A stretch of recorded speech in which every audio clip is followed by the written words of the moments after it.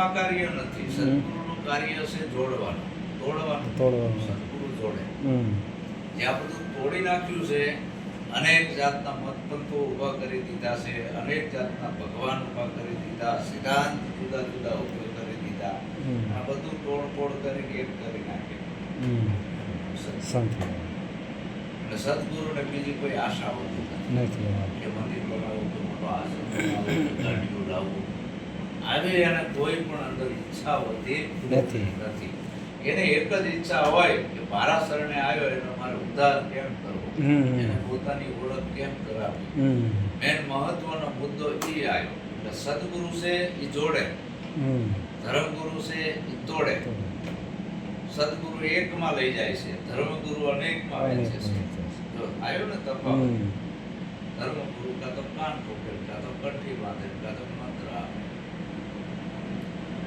આવું આપે. કાં તો કે ડુંગળી ના ખાતો, લહણ ના ખાતો, બુધવારે બારગામ ના જાતો, એટલું પથારી કરજે, પૂનમને બીજું કરજે, એટલું કલ્યાણ થશે. આમ કોઈનું કલ્યાણ થતું નથી. કે સદગુરુ છે એ આપણા આત્માની ઓળખ કરાવે. સદગુરુ જોડે બીજો કોઈ માલ છે જ નહીં. તમને તમારી ઓળખ કરાવે. તમારું નામ શું? હરિભાઈ. હરિભાઈ આમાં છે કોણ એની ઓળખ કરાવે સદગુરુ. કે આ પાંચ તત્વના દેહમાં હું કહું છું હરિભાઈ, જગતે હરિભાઈ કહે છે, પણ આ પાંચ તત્વના દેહની અંદર હરિભાઈ કોણ છે? હરિભાઈ ક્યાંથી આવ્યા? હરિભાઈ પાછું ક્યાં જવાનું છે? અને હરિભાઈ કોણ છે? આવું નક્કી પણ એક જ રાતમાં કરાવી દે. એનું નામ સત્સંગ. વારંવાર ના કરવું પડે, મથવું ના પડે. જે હજારો વર્ષનું અંધારું છે એ અંધારું કાઢતા સુધી હજારો વર્ષ લાગતા નથી. લાઈટ થાય એટલે પલમાં હજારો વર્ષનું અંધારું નીકળી જાય. નક્કી પણ નથી. એટલે સદગુરુ અને ધર્મગુરુમાં જમીન આસમાનનો ફરક છે. સદગુરુ આ કાર્ય કરે છે.